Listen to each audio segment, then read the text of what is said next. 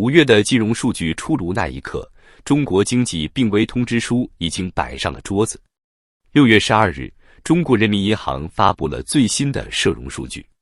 整个5月份，中国社会融资规模增量为 2.07 万亿元，比上年同期多出1800亿元。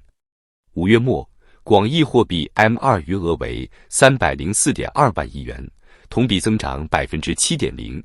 狭义货币 M1 余额为 69.64 万亿元，同比增长 2.3%。乍一看，这像是一个积极的信号，但实际上却透露出一股越来越强烈的非正常气息。正常经济体的金融增长应该来自居民消费、企业投资、进出口盈余，而现在真正撑起这份社融数据的是地方政府的巨额借债。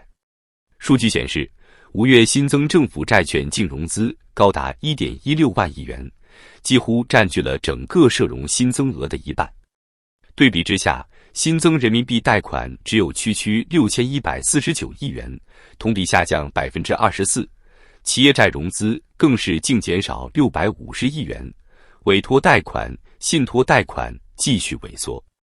也就是说，整个社会的钱并没有流向百姓口袋和企业账本，而是疯狂地注入到了地方政府的债务黑洞中。更诡异的是，这背后是一场悄无声息的债务换血。地方政府早已债台高筑，借新还旧成为常态。今年前5个月，全国发行新增地方债额度已超3万亿元。财政部数据显示，截至5月末，全国地方政府债务余额达 41.6 万亿元，接近50万亿元的红线上限。而中央政府债务总额也已突破26万亿元。整个国家的政府债务总量正以前所未有的速度暴涨，仅2025年前5个月就新增超 5.6 万亿元，相当于一个中等国家1年的 GDP。表面上看，这是积极财政政策加力提效，实质上是一种寅吃卯粮的财政豪赌，用未来的钱赌今天的稳定。地方政府的财政已经濒临失控，土地财政崩塌之后，卖地收入暴跌。据财政部数据，2025年前4个月，全国国有土地使用权出让收入为 1.34 万亿元，同比下降 23.5%。在很多地级市，这一比例甚至超过了 40%。卖地卖不动，地产不回暖，地方财政收入断崖式下滑。根据中诚信国际数据，2025年第一季度，全国31个省份中有21个出现财政收支缺口，赤字合计超 2.5 万亿元。收入没了，支出却不敢停。要发工资、保基本、还债务，只能靠举债。而现在的社融增长，就是在这种背景下堆砌起来的。表面光鲜的社融数据，正悄悄掩盖一个越来越尖锐的事实：中国经济已经从靠市场推动变成了靠政策强撑。新增贷款几乎枯竭，说明企业不敢投，居民不敢贷；新增社融靠政府债券堆起来，说明真正的社会活力在消失。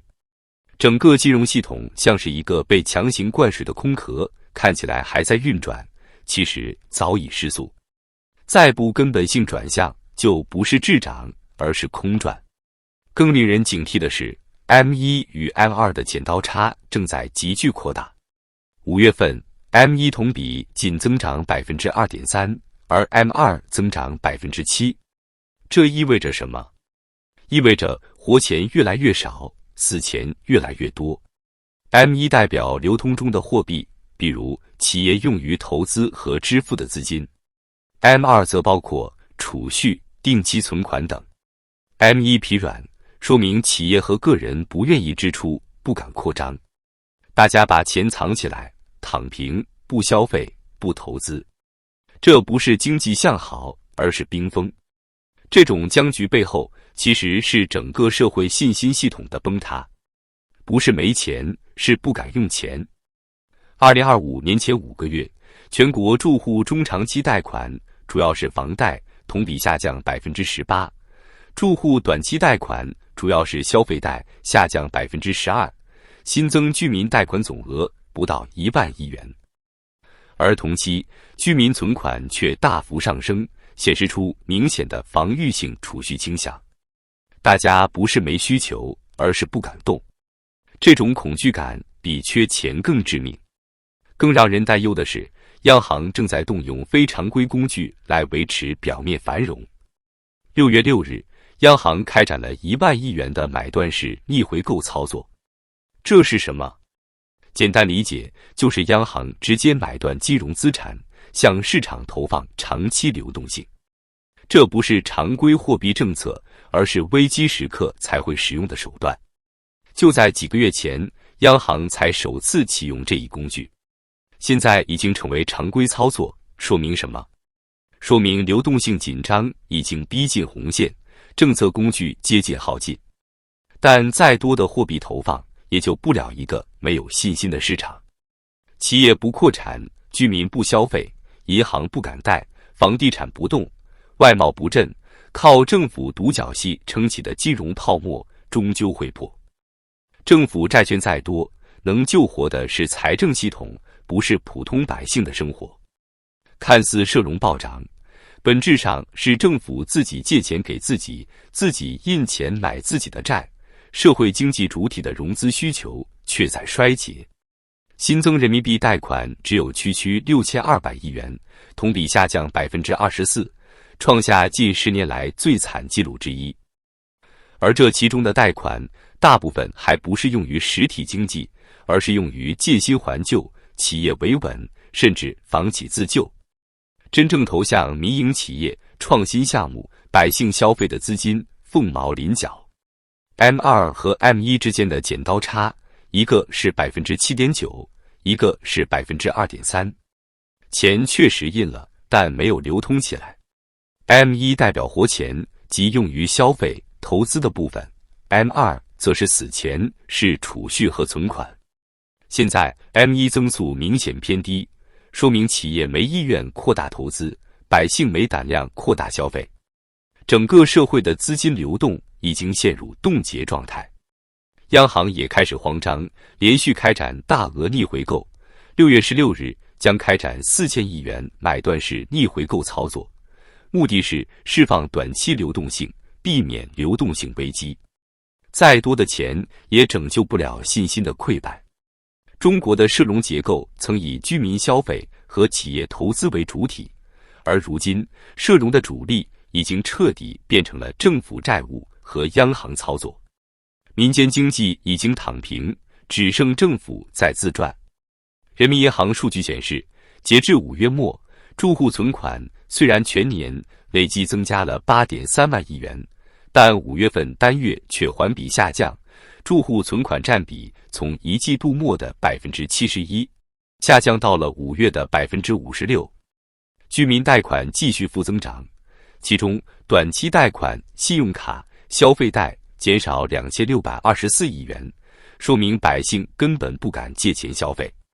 企业贷款虽然表面增长，但大量是由政策引导下的融资续命，不是企业主动投资扩张。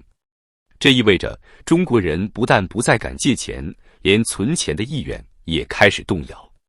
这场经济寒冬还远远没有到头，信贷需求几近崩溃，央行和地方政府拼命放水，却没有人接。